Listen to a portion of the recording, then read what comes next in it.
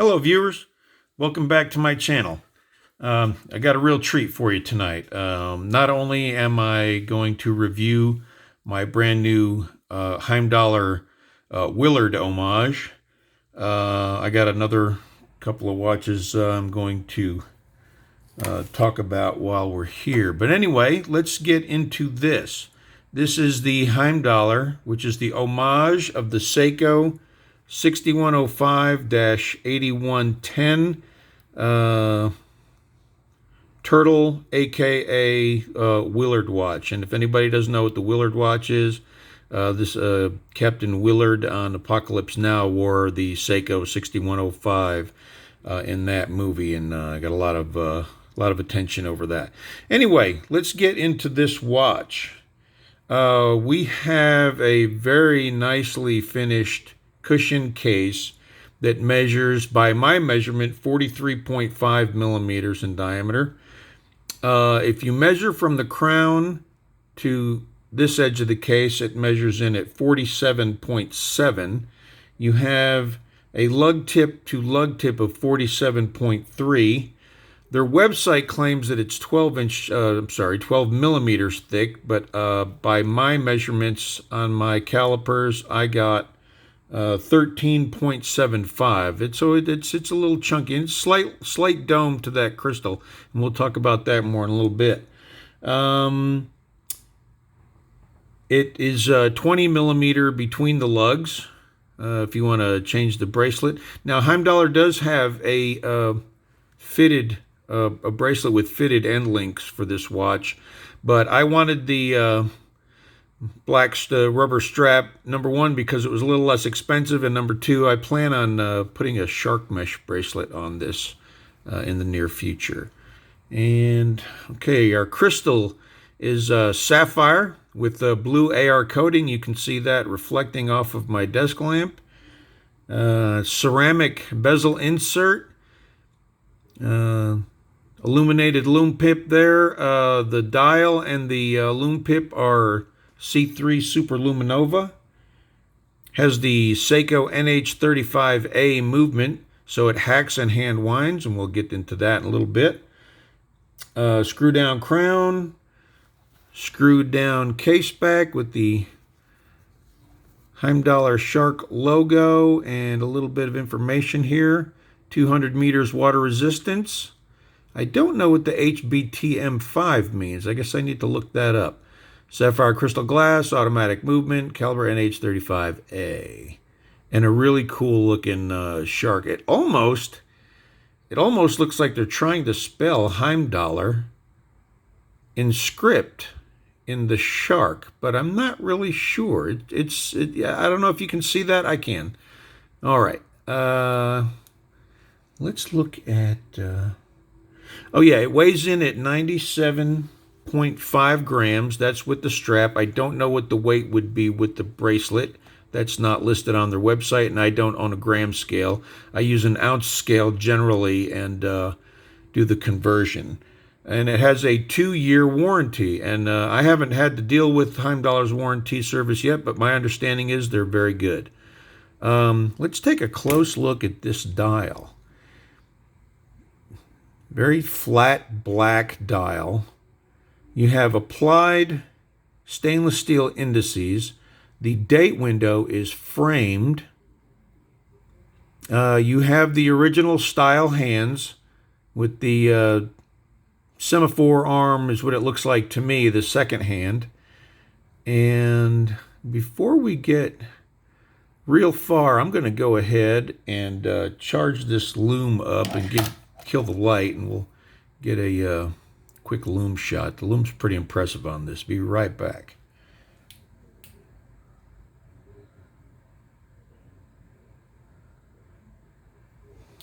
All right, let's take a look at this. And bam. All right, so you have very bright green C3 Super Luminova. Now, one thing I will say about this lume, I have a Heimdallr Submariner homage with BGW9, the blue lume. It seems to last a little longer than this. That lume is exceptional. This is very good, don't get me wrong. There's nothing wrong with it. It lasts all night. I've been wearing this watch every day. I've been wearing it to bed, and I guess the phone is trying to fight for focus with it being so dark in here. Anyway, I wake up in the middle of the night, and I can still read the time. So it's not, like I said, it's not as bright or strong as the BGW9 on my sub, but it's still very good. Okay, let's get the light back on here. And okay, let's got some text down there at the bottom. Automatic, water resist, 200 meter in red there, and screw down crown. The threads are very smooth, and you have a very nice, satisfying pop when the crown pops out. The winding is very smooth. It's not as smooth as my sub, but my sub has the ETA 2824 movement in it. It's a bit smoother, but this is very, very good. This is the first watch I've owned with the NH35A movement. So so far I'm gaining 7 seconds a day, and I've had it for 5 days now, and I don't know if that will settle in, if it'll get better, if it'll get worse. But right now I'm getting right at 7 seconds per day. Then we'll pull it out to the first position, and we'll do the quick date change. That works very well. And we'll pop it out to move the hands. Before I go too far, there's that applied shark logo. That's about the best look you can get at it right there with the reflection. Okay. Very cool logo. I like it. I enjoy it a lot. And as you can see, the second-hand hacks. The bezel. Okay, the bezel is very satisfying to me because I work with heavy equipment. And I'm going to shut up while I rotate this bezel and listen to the ratchet sound. I mean, this is like industrial machinery. It's firmer than my sub, but it's still fairly easy to operate. So again, I'm going to be quiet here for a second.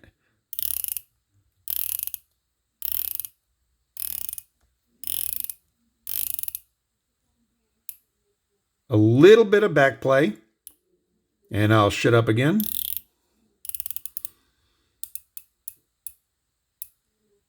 And there it goes. It centers pretty well. It's not perfect. I haven't told you the price of this watch. I paid $134. It lists for $149.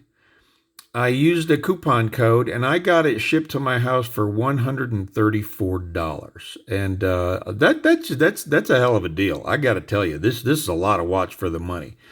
Let me do a quick wristwatch check here. I am wearing my other Heimdallr, my Submariner homage. Like I said, this is available with either the NH35 or the ETA 2824. And I have a full review on this watch in a 2-part series on my channel, so please feel free to check that out if you haven't already. And let's get back into this. The cool thing about the NH35, one of the things that I like about it most, is it's a strong movement. It's inexpensive, but it's well made. And there are some plastic parts when it comes to the calendar action. One thing that Jody on Just One More Watch had mentioned about the NH35, you keep the watch for 10 years. Instead of spending $100 to have it serviced, you can spend under $40 to just put a new movement in this watch. I mean, it's up to you. If you want to keep it all original, that's great.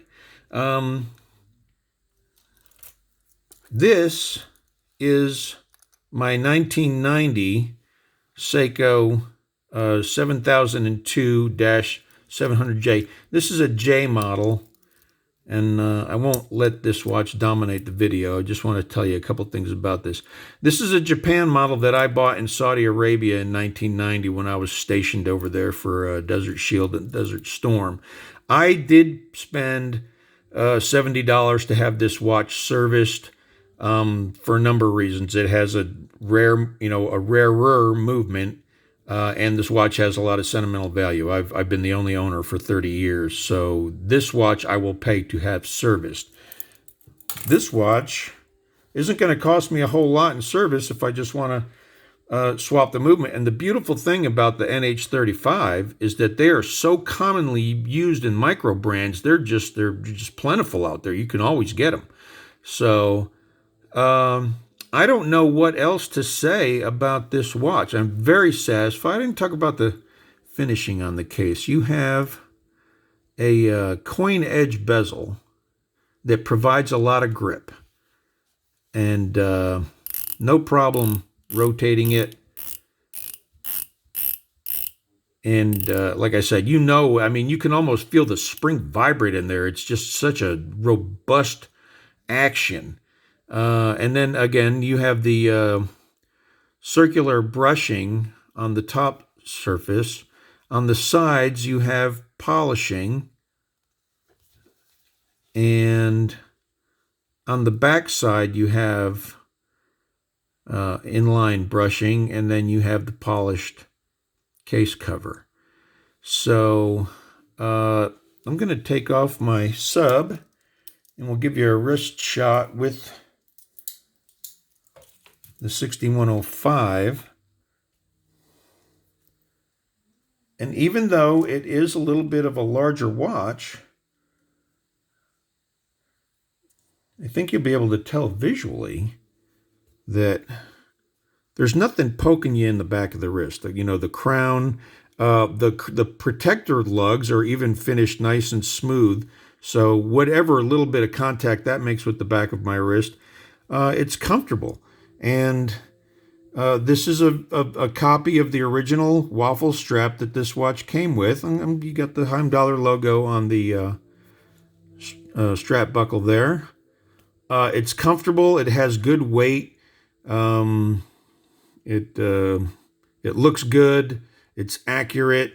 I think I'm going to get a lot of enjoyment out of this. I have one criticism of this watch, and that is the Lume pip on the ceramic bezel insert. It is not drilled and inset. See, it sticks up. And it's a little sharp. Not sharp enough to cut you, but it could snag. If you put your hand in your pocket and you catch a thread or something, it may snag. Now, I don't know that it'll pull it off, but my understanding is that Heimdallr is working on new bezel inserts where the pip is set into it without being mounted on top.